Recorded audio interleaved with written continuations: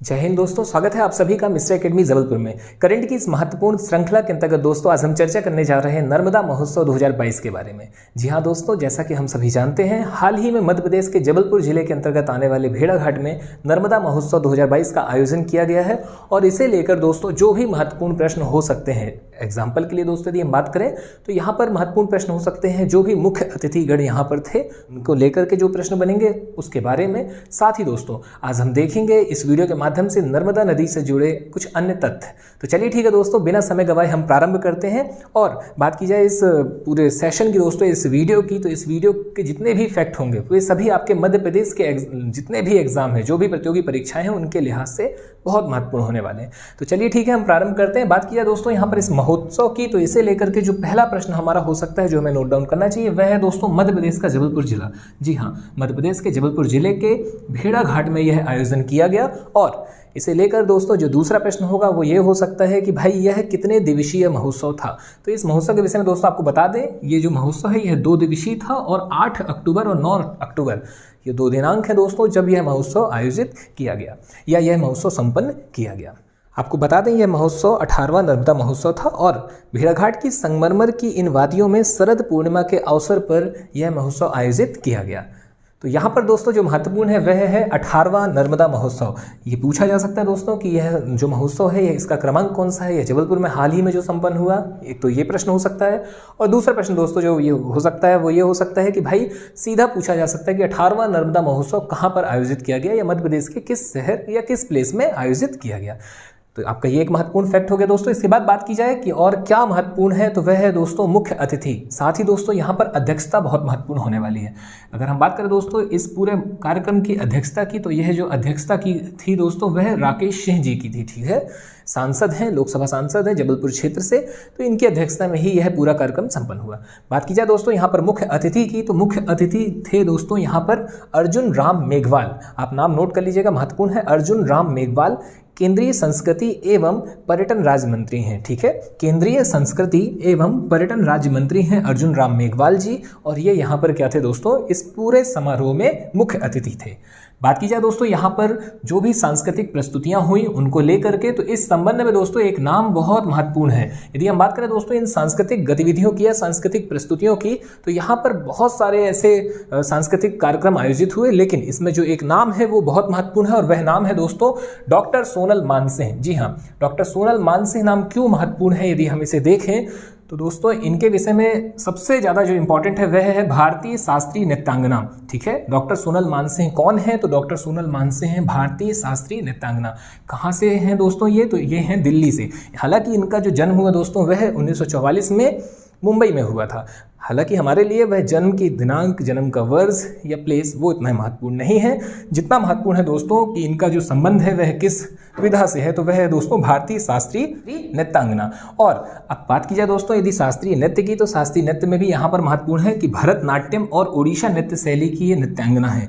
तो आपका जो है ये एक महत्वपूर्ण प्रश्न यहाँ पर है। इसके बाद अब आपकी जिम्मेदारी है दोस्तों, अब आप ये बताइए कि यह भरतनाट्यम जो शास्त्रीय नृत्य है यह किस राज्य का प्रमुख है और इसका संबंध किस राज्य से है। बात की जाए दोस्तों यहाँ पर कुछ अन्य तथ्यों की डॉक्टर सोनल मानसिंह जी को लेकर के, तो इनका जो दल है दोस्तों या जिस दल से संबंधित है, चूंकि यह आगे चल करके राजनीति में भी आई और राजनीति में दोस्तों जो इनका दल है वह है बीजेपी। अभी वर्तमान की यदि हम बात करें दोस्तों, तो वर्तमान में ये राज्यसभा सांसद है। ठीक है, कौन है दोस्तों, ये राज्यसभा सांसद हैं। और अगली बात कब से हैं, 2018 से हैं। इसके साथ ही दोस्तों यदि हम देखें इनके विषय में जो एक और महत्वपूर्ण पहलू हो सकता है वह यह है कि राज्यसभा सांसद हैं दोस्तों ये, तो कैसे निर्वाचित हुई हैं या मनोनीत हैं, तो मनोनीत हैं। अब आपकी ये जिम्मेदारी है, आप कमेंट बॉक्स में बताइए कि राष्ट्रपति किस अनुच्छेद के तहत और कितने लोगों को राज्यसभा में और कितने लोगों को लोकसभा में मनोनीत कर सकते हैं। ठीक है, फिर इसके बाद दोस्तों हम देखते हैं इनके पुरस्कारों को लेकर के कि कुछ पुरस्कार हैं जो इन्हें प्राप्त हुए। तो इसमें दोस्तों हमें पहले नंबर पर जो मिलेगा वह है पद्म भूषण और दूसरा है दोस्तों पद्म विभूषण। पद्म भूषण की यदि हम बात करें तो इन्हें 1992 में पद्म भूषण मिला। और जब इन्हें पद्म भूषण मिला दोस्तों तो उस समय कि यदि हम स्थिति को देखें तो यह सबसे युवा थी। तो ये आपका ये यहाँ पर कंप्लीट होता है। और बात की जाए पद्म विभूषण की दोस्तों, तो वर्ष 2003 में इन्हें पद्म विभूषण प्राप्त हुआ। और पद्म विभूषण की यदि हम बात करते हैं तो हम पाते हैं कि भाई बला सरस्वती के बाद इस सम्मान से सम्मानित होने वाली दूसरी महिला नृत्यांगना है। यानी अगर इस क्षेत्र से हम देखते हैं तो पद्म विभूषण से विभूषित होने वाली या सम्मानित होने वाली ये सेकेंड प्रमुख महिला है। इसी कड़ी में दोस्तों यदि हम आगे देखें तो हम पाते हैं संगीत नाटक अकादमी नई दिल्ली की ओर से दीन मोहम्मद और उनके साथियों के द्वारा लंगा, मंगालिया, लोक संगीत और कालबेलिया नृत्य की प्रस्तुति भी दी गई। इसके बाद दोस्तों बात की जाए नर्मदा नदी के बारे में तो आपको पहले ही सूचित करा दें कि नर्मदा नदी के विषय में दोस्तों हम डेप्थ से अध्ययन करेंगे मध्य प्रदेश के नदियों वाले अध्याय के अंतर्गत। फिलहाल दोस्तों यहाँ पर हम इनसे जुड़े कुछ महत्वपूर्ण पहलुओं पर चर्चा करते हैं, जिसमें महत्वपूर्ण है दोस्तों इनका उद्गम स्थल। तो बात की जाए नर्मदा नदी के उद्गम स्थल की तो नर्मदा नदी का उद्गम स्थल है अनूपपुर जिले, मध्य प्रदेश के अनूपपुर जिले के अंतर्गत आने वाले मैकाल पर्वत श्रेणी की अमरकंटक पहाड़ी। उद्गमित होने के पश्चात यह नदी पूर्व से पश्चिम की ओर प्रवाहित होते हुए गुजरात के तट पर या खंबात की खाड़ी में एस्चुरी बनाते हुए अरब सागर में गिर जाती है। इसकी कुल लंबाई 1312 किलोमीटर है और मध्य प्रदेश में दोस्तों इसकी लंबाई है 1077 किलोमीटर। नर्मदा नदी मध्य प्रदेश, महाराष्ट्र और गुजरात से होते हुए अरब सागर में अपना जल गिराती है। बात की जाए दोस्तों कुछ अन्य तथ्यों की तो मध्य प्रदेश की जीवन रेखा कहलाती है, भगवान शिव की पुत्री कहलाती है और धार्मिक आधार पर मध्य प्रदेश की गंगा भी कही जाती है, मां नर्मदा। नर्मदा के अन्य नामों की बात की जाए दोस्तों तो रेवा, सोमोदेवी और मैकल सुता तथा भूगोलविद टॉलमी ने एक नाम और दिया हुआ है इन्हें, वह है नमोदोस। साथ ही दोस्तों हमें देखने मिलता है मई 2017 में नर्मदा नदी को जीवित नदी का दर्जा भी दिया गया। बात की जाए दोस्तों इसकी सहायक नदियों की तो सहायक नदियां हैं कुल 41, बाएं तट से है दोस्तों 22 नदियां और दाएं तट से नदियां हैं 19। एक नज़र दोस्तों हम परियोजनाओं पर डालें तो हम पाते हैं कि इस नदी पर जो प्रमुख परियोजनाएं हैं इनमें सबसे पहले है इंदिरा सागर परियोजना, फिर सरदार सरोवर, ओंकारेश्वर और महेश्वर परियोजना। नर्मदा बचाओ आंदोलन की बात करें दोस्तों तो मेधा पाटकर एक नाम हमें देखने मिलता है जो नर्मदा बचाओ आंदोलन से जुड़ी हुई थी।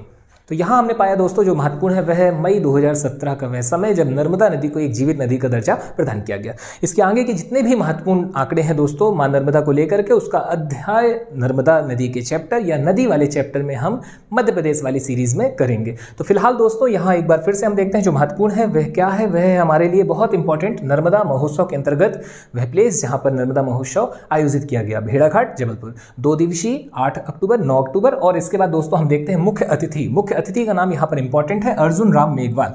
और अगला जो है दोस्तों वह यह है कि यह कौन से नंबर का नर्मदा महोत्सव है तो यह है दोस्तों 18वें नंबर का। इसके बाद हम पाते हैं अध्यक्षता दोस्तों राकेश सिंह सांसद। और इसके बाद हम पाते हैं जब सांस्कृतिक प्रस्तुतियों के बारे में हम देखते हैं तो यहाँ नाम एक महत्वपूर्ण है और वह है डॉक्टर सोनल मानसिंह।